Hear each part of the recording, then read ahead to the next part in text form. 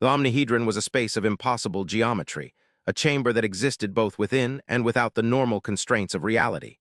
It was the heart of the grand consensus, and within its crystalline walls, the gravest matters of 1,000 star systems were weighed. Light did not merely illuminate the chamber. It was a participant, a living tapestry of thought and intention woven by the Luminians, who hung like captive nebulae in the vast, vaulted emptiness above. Below them, arranged in concentric circles upon a dais of polished obsidian, sat the delegates. The Cathar, ancient and faceted beings of silicon, refracted the Luminians, light into spectra of cold, hard logic. The Glypt, hulking and chittering in their carapaces of jet-black chitin, absorbed the light, their very presence a void of martial impatience. Dozens of other species, from gaseous philosophers to telepathic flora, filled the remaining seats, their collective anxiety a palpable hum in the sterile air. High Adjudicator Vorlag, whose crystalline form had witnessed the rise and fall of empires, felt the weight of the moment in the slow, resonant vibration of his own atomic structure. For millennia, the consensus had maintained a delicate, intricate peace, a balance predicated on predictable patterns of growth, diplomacy, and when necessary, contained conflict. Now that balance was threatened not by an empire or a fleet, but by a single, silent object built by the newest and most unsettling species to enter their galactic stage, the humans. A hololith shimmered at the center of the dais, displaying the vessel. It was designated Aberration Prime by the consensus sensor nets, for it defied all known principles of starship design. It was not a construction of plates and beams, but a seamless, organic shape of absolute black, a form that seemed to drink the light of the nearby star. It possessed no visible weapon emplacements, no engine signatures that conformed to known physics, no energy shields that could be scanned or quantified. It simply existed, adrift in the desolate Uit cloud of a long-dead star, its silence a scream that echoed through the halls of power across the galaxy. "It is a weapon," Grand Marshal Xylos of the Glypt declared, his voice a series of harsh, percussive clicks translated into the consensus's formal tongue by the chamber's psycholinguistic field. His massive, clawed hand gestured toward the image. "A weapon of unparalleled and unknown destructive potential. Its very existence is an act of aggression. The human species is young, volatile, and emotionally unstable. To entrust them with such a thing, or rather, to allow them to create such a thing, is an abdication of our responsibility as guardians of galactic peace." Xylos's mandibles worked, a sign of his agitation. The Glypt were a warrior race, their philosophy rooted in the simple, brutal calculus of strength. They understood threats, and they understood overwhelming force. This human ship, this Aberration Prime, was an equation they could not solve, and it infuriated them. They have been members of this consensus for a period that is but a rounding error in the lifespan of a single Cathar adjudicator. And in that time they have consistently defied our expectations. Their expansion is rapid, their technology pathologically divergent. And now this. We must demand its immediate dismantlement. If they refuse, we must act. A demonstration of overwhelming force is the only language such primitives will understand. A soft, chiming resonance filled the chamber as the Luminians offered their thought. It was not a voice, but a wave of shared feeling and imagery. Confusion, caution, a deep and abiding fear of the unknown. They projected the sensation of staring into a perfect void, the kind of emptiness that predated the universe itself. That was what the human ship felt like to their empathic senses. Vorlag allowed the debate to flow around him, his ancient mind processing the arguments with the unhurried precision of geological time. He had studied the humans more closely than any other member of the High Council. He had read their primitive literature, listened to their chaotic music, and even attempted to understand their baffling philosophies, which seemed to celebrate contradiction and paradox. The Glypt saw them as unstable children. Vorlag saw something else. He saw a species that had clawed its way out of the mud of a single, violent world, a species that had looked into the abyss of its own extinction multiple times and had somehow impossibly survived. They were defined by struggle, by loss, and by a terrifying, unyielding will to continue. They were not children. They were orphans of a harsh and unforgiving cosmos, and they had learned to fight in ways the ancient, comfortable races of the consensus had long forgotten. "Grand Marshal Xylos speaks from a place of understandable concern," Vorlag began, his voice a low, resonant hum that seemed to emanate from the very stone of the dais. The chamber fell silent, granting him the respect his age and station commanded. The object they have created is indeed an anomaly. It violates a dozen articles of the Galactic Concordance on strategic arms. However, to act with force is to act with incomplete data.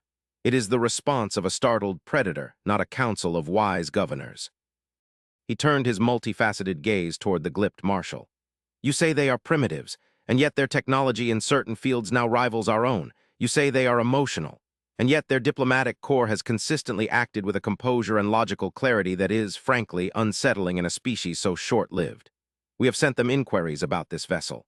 They have ignored them, yes, but their silence is not necessarily an act of defiance. It could be a prelude to an explanation so profound that it requires their full attention before they can articulate it to us. Vorlag let a long pause hang in the air, a silence more powerful than any speech. Consider the name they have given this vessel. Our translators have struggled with the nuance. Our probes, before they went silent, picked up only a single repeating ident beacon. The name is not one of conquest or power. It is not the Emperor's Fist or Starbreaker. The name they have given it is the Resolve. Another wave of consternation rippled through the chamber. The word was complex, layered with meanings that many of the assembled races whose languages were built on pure logic or telepathic imagery found difficult to grasp. Resolve, a promise, a decision made immutable, a determination born of deep contemplation or great suffering. It was a psychological term, not a military one. It is a declaration of intent, Xylos countered, his chitinous plates rattling with his agitation. Their resolve to dominate, their resolve to defy this consensus. Or perhaps, Vorlag mused, his voice dropping even lower, their resolve to endure. We have underestimated them from the beginning. We saw their art and called it chaotic. We saw their compassion and called it a weakness. We saw their grief and called it a design flaw. What if we are wrong about this, too? What if this vessel is not a weapon in the way we understand it? What if it is something more, something akin to a monument to their own nature? The debate raged for what would have been days in human time. The consensus was paralyzed. To attack the vessel was to risk a war with a species whose capabilities were dangerously unknown. To do nothing was to permit a potential threat of unimaginable scale to sit on their doorstep. The fear was not just of the ship itself, but of what its creation implied about the human psyche. What kind of species builds such a thing? What horrors must they have imagined or witnessed to conceive of such a silent, absolute statement of power? The ship's stillness, its utter lack of aggression, was more terrifying than any overt threat. A snarling beast can be understood. A silent, waiting god cannot. Finally, after exhausting all other options, the consensus arrived at a decision, the only one that could be reached without fracturing the fragile alliance that held the galaxy together. They would not attack. They would not issue demands. They would issue a formal summons. A human delegation would be brought before the Omnihedron and compelled to explain themselves. They would be asked to lay the soul of their species bare for the judgment of the galaxy's oldest and most powerful civilizations.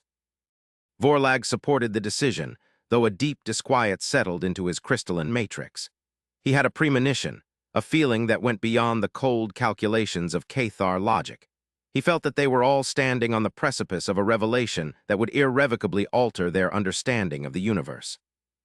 And as the summons was encoded and transmitted across the void toward the distant Sol system, he looked at the image of the silent, black ship and felt the chilling touch of something ancient and profound. It was not the feeling of facing an enemy. It was the feeling of standing before a tomb. The human vessel that arrived in the nexus space of the consensus was not the terrifying black monolith, but a small, sleek diplomatic courier. It was an elegant but unremarkable ship, its energy signature clean, its presence respectful. It docked at the designated spire of the Omnihedron without fanfare, its compliance with all protocols absolute and immediate. The lack of drama was, in itself, a source of profound unedge. The Glypt had expected a squadron of warships as an escort, a show of defiance. The Cathar had anticipated a lengthy negotiation over diplomatic procedure. The humans simply arrived. A single delegate disembarked, flanked by two silent aides. She was introduced to the consensus as Ambassador Eva Rostova. She was, by galactic standards, a creature of shocking fragility. Her skin was soft and unprotected, her form gracile and small. And yet, as she walked into the immense chamber of the Omnihedron, there was no fear in her bearing. Her eyes, a deep and startling blue, swept across the assembled species, from the towering, chitinous form of Grand Marshal Xylos to the shimmering, ethereal Luminians, with a calm, appraising intelligence. She moved with a purpose that belied her delicate frame, a sense of gravity that seemed to anchor her to the obsidian floor. She took her place at the center of the dais, the hololith of the resolve shimmering silently beside her. She did not wait to be addressed. She simply stood, her hands clasped behind her back, her posture one of patient stillness. The silence stretched, filled with the weight of 1,000 unspoken questions, 1,000 simmering fears. It was Xylos who finally broke it, his voice a grating disruption of the chamber's tense peace. "Human, you stand before the grand consensus to answer for the creation of this abomination," he clicked, gesturing a massive claw at the hololith. "You have violated the foundational tenets of galactic peace. You have constructed a weapon of unknown and unlimited power in secret. Explain this act of aggression. Justify your species' continued existence in this civilized galaxy." Ambassador Rostova's expression did not change. Her gaze remained level, her calm unshaken. When she spoke, her voice was not loud, but it carried a resonance that filled the vast chamber, each word perfectly enunciated by the translation field, imbued with a quiet authority that commanded attention. "We have committed no act of aggression, Grand Marshal. The vessel you see before you has never armed a weapon. It has never fired a shot.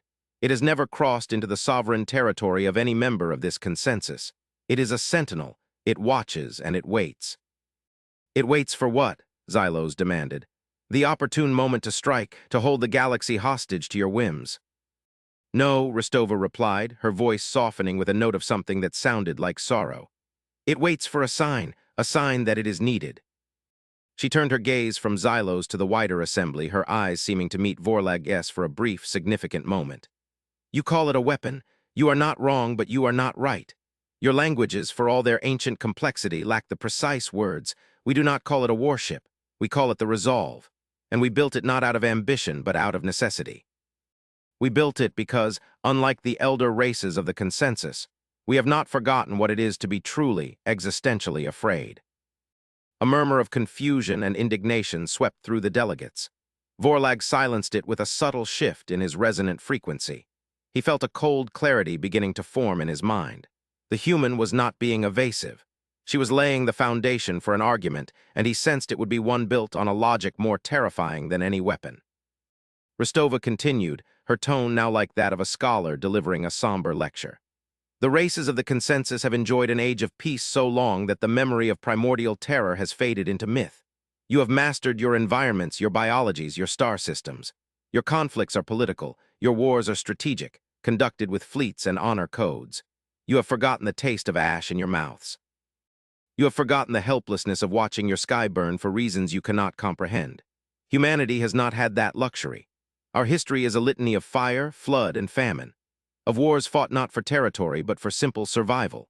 We have faced plagues that decimated our populations, asteroids that threatened to shatter our world, and our own self-destructive nature, which has always been our most persistent enemy." She paused, letting the weight of her words settle. "We learned a hard lesson on our cradle world, that there are some threats that cannot be outfought. There are enemies that cannot be reasoned with. There are catastrophes so profound that the only possible response is to endure them. We learned that the will to survive, the resolve to continue in the face of absolute despair, is the most powerful force in the universe." "This is philosophy, not an explanation," Xylos hissed. "What is the nature of this vessel? How does it function? What is its purpose?" Ambassador Rostova turned to face him fully, and for the first time a flicker of profound, ancient sadness touched her features. "You ask what it is. It is the culmination of our history. It is a promise made to our future. You see a ship, but it is not a machine. It is a consciousness." The chamber fell into a stunned, absolute silence. Even the Luminians' light seemed to dim, their collective thought a focused point of utter disbelief. A consciousness? A manufactured intelligence of that scale was forbidden by the most sacred of the consensus's technological prohibitions.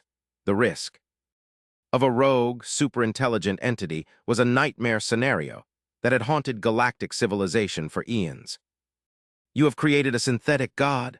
Vorlag asked, his own voice betraying a trace of the shock that was vibrating through his core.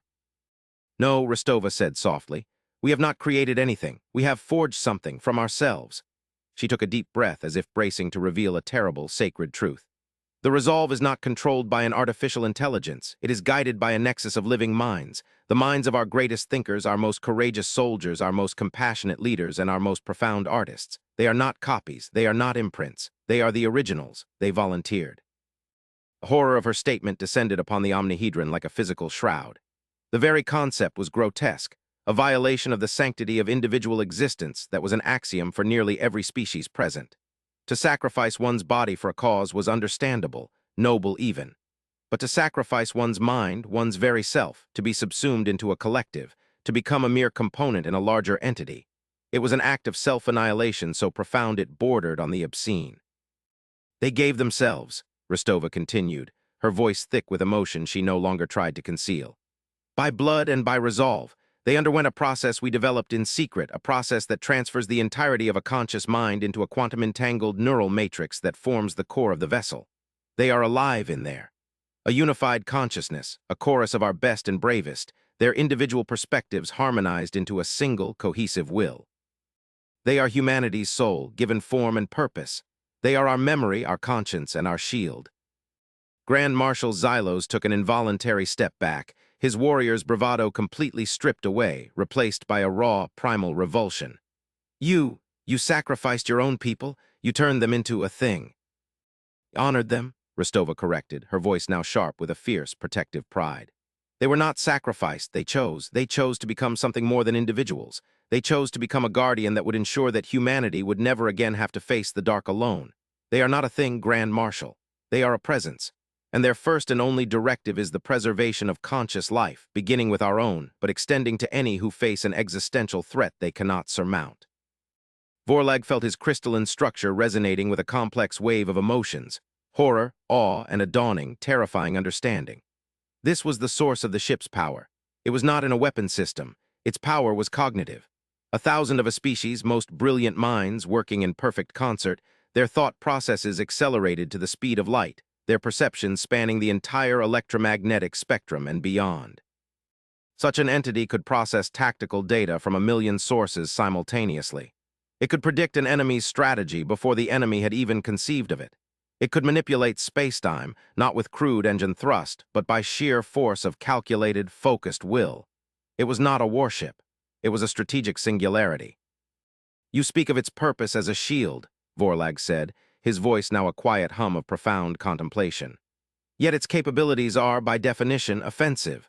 A mind of that magnitude could shatter fleets, cripple planets, rewrite the very laws of physics to its advantage. It is the most dangerous warship ever built. Yes, Rostova agreed, her gaze unflinching. That is why it exists. The only true deterrent is one whose use is so catastrophic it becomes unthinkable. But its nature is its own safeguard. The minds within it are not just soldiers and scientists. They are poets, philosophers, and parents. They feel the weight of every potential life they might have to extinguish. Their every decision is a consensus reached between 1,000 different ethical frameworks. They will not act rashly. They will not act out of anger or fear. They will only act when the alternative is a greater oblivion. It is a weapon that hates the thought of being used. To prove her point, she made a quiet gesture. They are aware of this council. They have been listening, and with your permission, they would like to communicate.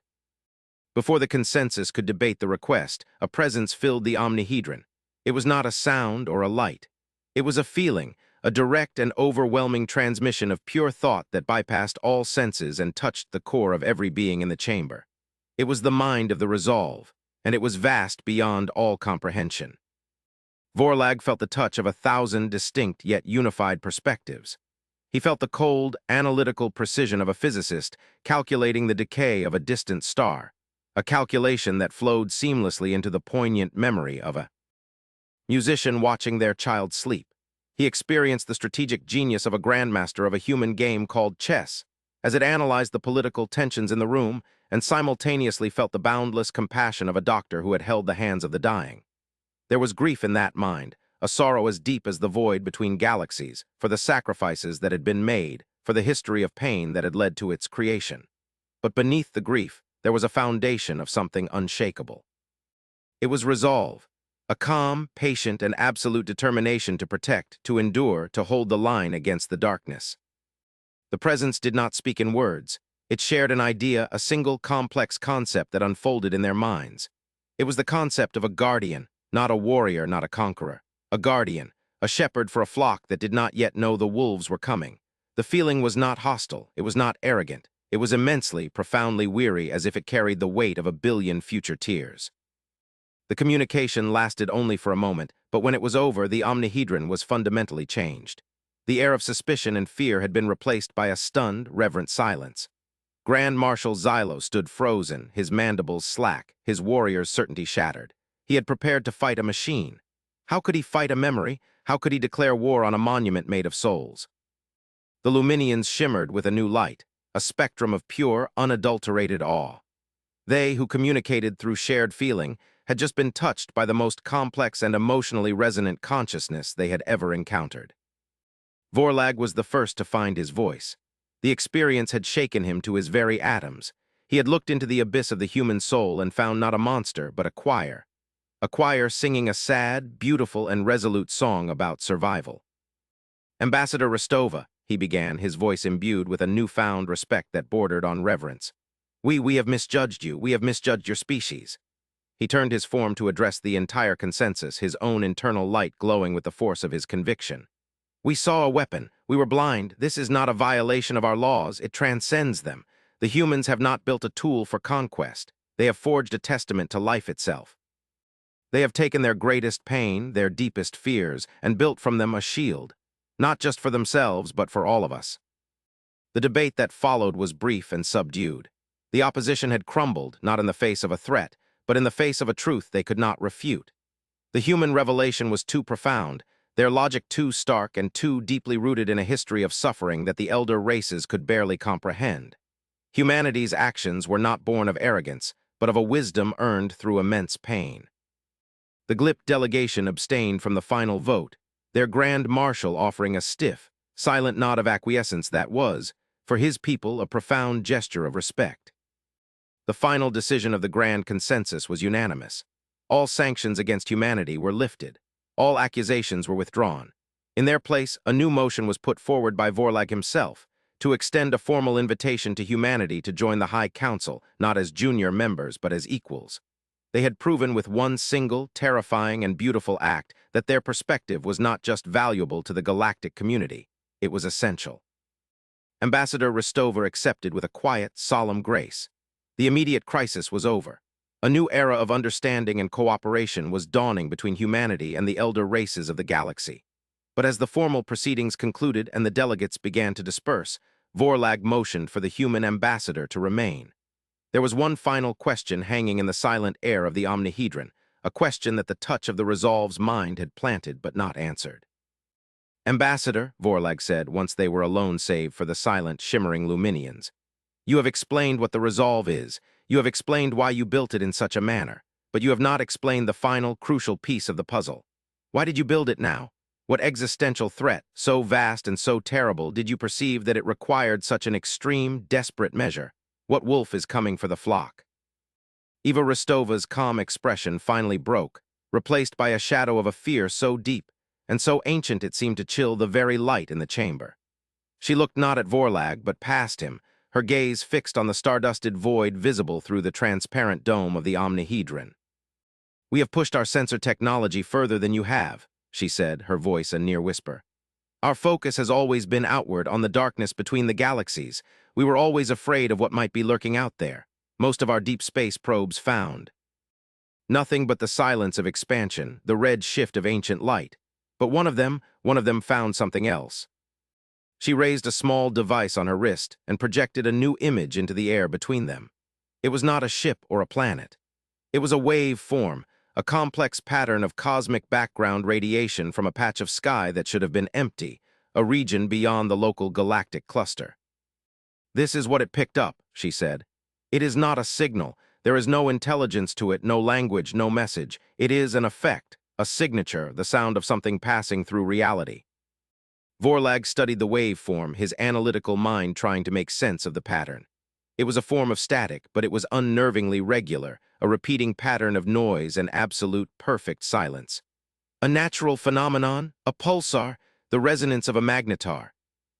No, Rostova said, her voice trembling slightly.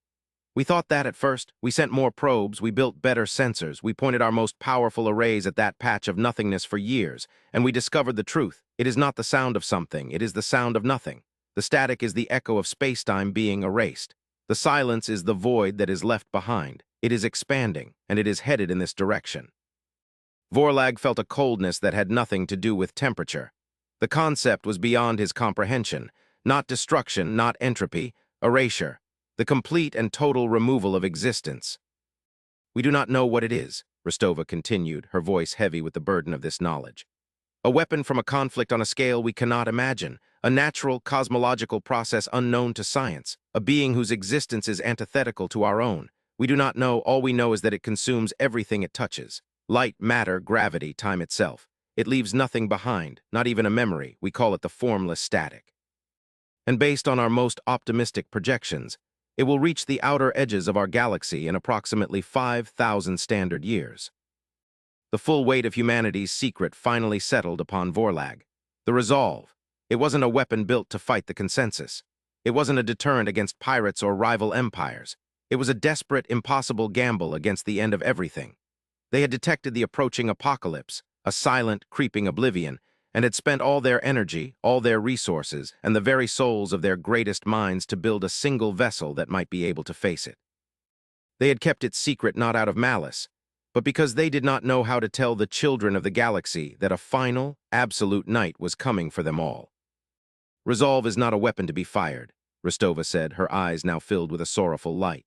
It is a mind powerful enough, we hope, to understand the static, to communicate with it, perhaps, and if it cannot be reasoned with, if it cannot be stopped, then the resolve has one final purpose. It carries within its matrix the complete record of our species, our art, our science, our history. Every song ever written, every child's laugh ever recorded, every philosophical text ever penned.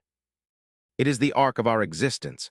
Its final directive, if all else fails, is to flee, to outrun the advancing silence, to carry the memory of humanity, and now the memory of this consensus, into a new universe, so that somewhere, something of us might survive.